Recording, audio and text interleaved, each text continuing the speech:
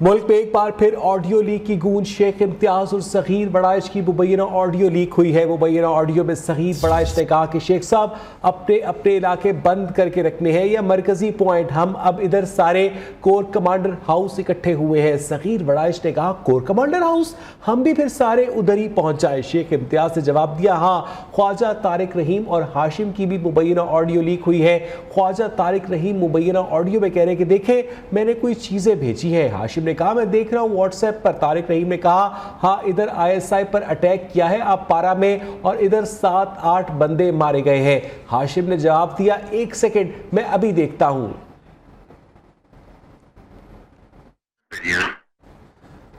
आपको एक मरतबा फिर अपडेट करें कि मुल्क में एक मरतबा फिर ऑडियो लीक्स की गूंज है। शेख इम्तियाज और सगीर बड़ाइश की मुबैना ऑडियो लीक हुई है जिसमें सगीर बड़ाइश ने कहा कि शेख साहब अपने अपने इलाके बंद करके रखते हैं।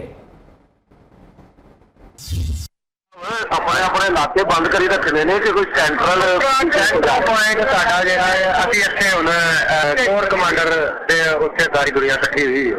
कोर कमांडर हाउस ਹਾਂ ਤੇ ਸ਼ਿਪਰ ਵਾਲੇ ਫਿਰ ਉੱਥੇ ਪਹੁੰਚ ਗਏ ਹਾਂ ਹਾਂ हेलो लेकिन सीओन पेरियन एक घंटे को पोस्टर कंबा हमारे por उसके आईएसआई इतना है कि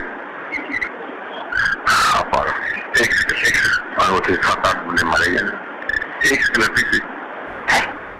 इन्हीं ऑडियो लीक्स के हवाले से बात करेंगे। हमारे स्पेशल कॉरेस्पॉन्डेंट शाहिद रिंद हमारे साथ मौजूद है। शाहिद, इन ऑडियो लीक्स को सुनने के बाद तो लगता है कि मुल्क में इस वक्त अनारकी और सिविल वॉर की सी कैफियत है।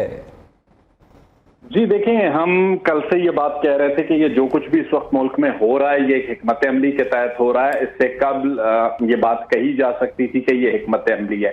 और पाकिस्तान तहरीक इंसाफ के सेक्रेटरी जनरल जिन्हें आज हिरासत में लिया गया असद उमर, उन्होंने सुबह इन तमाम चीजों से लाताल्लुकी का इजहार किया। शाह महमूद कुरैशी साहब गुज़िश्ता रोज से कर रहे हैं, लेकिन जो ऑडियोज आ रही हैं पेशावर से लेके लाहौर तक, लाहौर से लेके इस्लामाबाद तक, इसके अलावा जो पीटीआई की सेंट्रल लीडरशिप के वीडियो और ऑडियो मैसेजेस हैं मुख्तलिफ व्हाट्सएप ग्रुप्स में, उसमें बाकायदा हिदायत दी जा रही हैं। यहां तक के लाहौर कोर कमांडर घर पे पहुंचने की जो हिदायत हैं वो भी लीडरशिप की जानिब से हैं। उसके अलावा यहां तक के जो पेशावर में रैली को लीड कर रहे हैं वहां पर भी 2 MPAs उस ग्रुप में शामिल हैं और लोगों को हिदायतें दे रहे हैं कि बंदूकें लेके वहां पहुंचे। और हमारे पास जो पेशावर की फुटेज आई है जिसे पुरअमन एहतजाज कहा जा रहा है, अगर उस फुटेज को आप देखें तो उसमें वाज़ेह तौर पे नजर आता है कि मुसल्ला लोग जो है ना किला बाला हिसार की तरफ रुख करके फायरिंग कर रहे हैं। तो ये चीजें अब तकरीबन इस्टेब्लिश हो रही हैं कि जितना भी एहतजाज है, जैसे कहने को पीटीआई कहती है कि हमारा पुरअमन एहतजाज है, लेकिन पुरअमन एहतजाज को पुरतशद्दुद एहतजाज। और शाहिद रिंद, जिस तरह से इमरान खान की गिरफ्तारी के बाद कुछ ही घंटों के अंदर ये सारे वाकयात हुए, इसका मतलब है कि ये पीटीआई के पास पहले से प्लान मौजूद था कि अगर इमरान खान को गिरफ्तार किया जाता है तो मुख्तलिफ जगहों पर ये कुछ करना है। जी देखिए, मुराद सईद का ऑडियो पैगाम रिकॉर्ड पर मौजूद है जिसमें उन्होंने कहा कि जो जो मकामात आपको बताए गए हैं वहां पहुंचें। उस ऑडियो पैगाम को अगर आप सुने और उसके बाद होने वाले जो वाकयात हैं उन्हें देखें और फिर जो आज ऑडियोज मजीद रिवील हो रही हैं अगर उनको देखें तो ये सारी सूरत हाल जो है ना हमें नजर आती है कि एक बिल्कुल हिकमत अमली के तहत पीटीआई इस पर आगे बढ़ी है। तो शाहिद रिंद, आपको क्या लगता है कि कोर्ट ऑफ लॉ में अगर ये जो ऑडियोज है इनका फोरेंसिक पॉजिटिव आता है तो इन लोगों को प्रोसिक्यूट किया जा सकता है? देखें, अभी तक के जो दस्तयाब हमारे पास कवानीन है उसमें कोर्ट ऑफ लॉ में ऑडियो को बतौर एविडेंस आप प्रोड्यूस नहीं कर सकते, या अगर करते भी हैं तो अदालत उसको तस्लीम नहीं करती।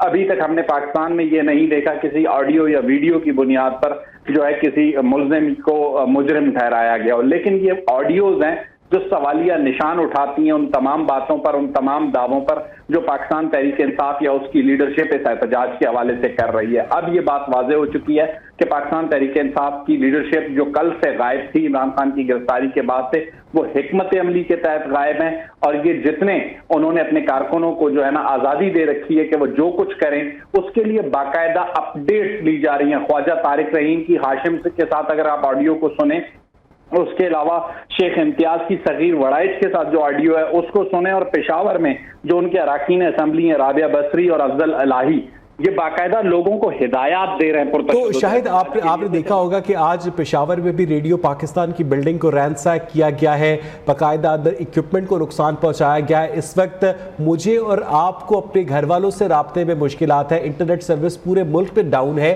तो ये सारे जो जत्थे हैं आपस में कोऑर्डिनेट किस तरह कर रहे हैं? जी देखिए, सेंट्रल लीडरशिप उन्हें बाकायदा सुपरवाइज कर रही है। उसकी मिसालें ख्वाजा तारिक रहीम की सूरत में, मुराद सईद की सूरत में मौजूद है। उनके ऑडियो पैगामात हैं मुख्तलिफ व्हाट्सएप ग्रुप्स में। हम ये देख रहे हैं कि पीटीआई की जो मरकजी लीडरशिप है वो इन तमाम चीजों को मॉनिटर कर रही है, ना सिर्फ हिदायत दे रही है बल्कि ये बताया जा रहा है कि आपारा में इतना नुकसान हो चुका है, कोर कमांडर के घर में हम घुस गए, कोर कमांडर के घर में हमने इतना नुकसान कर दिया। उस पर बाकायदा किसी किस्म की शर्मिंदगी भी उस लीडरशिप की जानिब से हमें नजर नहीं आती कि जी ये आपने गलत कर दिया। तो आपको क्या लगता है कि शायद इस सारे सिलसिले का यहाँ पर ये एंड है या अभी मजीद भी तोड़ फोड़, मजीद भी तखरीबकारी हो सकती है? देखें, गुज़िश्ता रोज से अब तक रियासती इदारों की यह कोशिश है कि अवाम के खिलाफ ताकत का उस तरीके से इस्तेमाल न किया जाए जिस तरीके से प्लान किया गया है पाकिस्तान तहरीक इंसाफ या उसकी लीडरशिप की जानिब से। पाकिस्तान तहरीक इंसाफ की लीडरशिप की यह हिकमत अमली थी कि इस हिकमत अमली के तहत अवाम और रियासती इदारों बिलखुसूस फोर्सेस को आमने सामने किया जाए और लड़ाया जाए।